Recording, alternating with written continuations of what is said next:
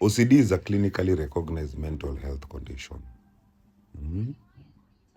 But it's true that many of its behaviors function like coping mechanisms in response to internal or external chaos. You know, the misunderstanding is not that OCD is not real, but that its compulsion often begins as attempts to create control, predictability, and safety in a world that feels overwhelming. You know,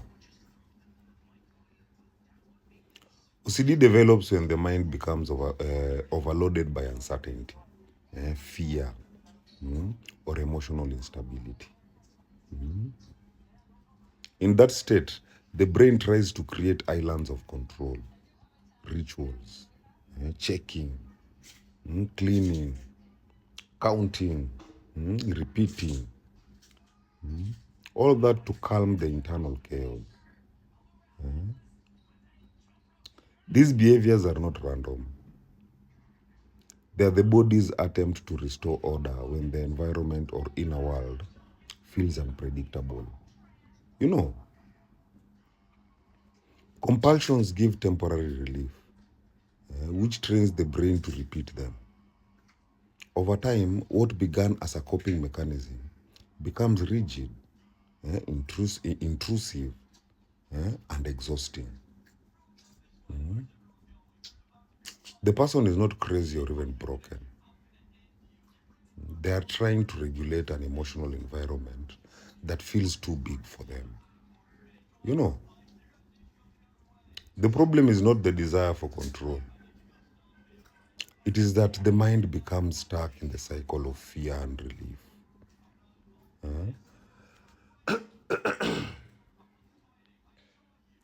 Psychologically, people with OCD often come from environments where mistakes were punished, unpredictability was common, or emotional safety was inconsistent.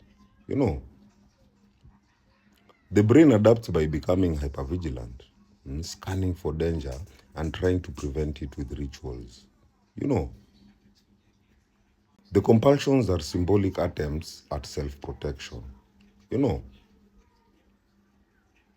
emotionally, OCD is rooted in sensitivity. People with OCD feel deeply and notice details others overlook. They try to manage overwhelming emotions by organizing their external world. What looks like irrational behavior from the outside is on the inside an attempt to calm anxiety, prevent loss, and create structure. Spiritually, OCD can be seen as a disruption between intuition and fear.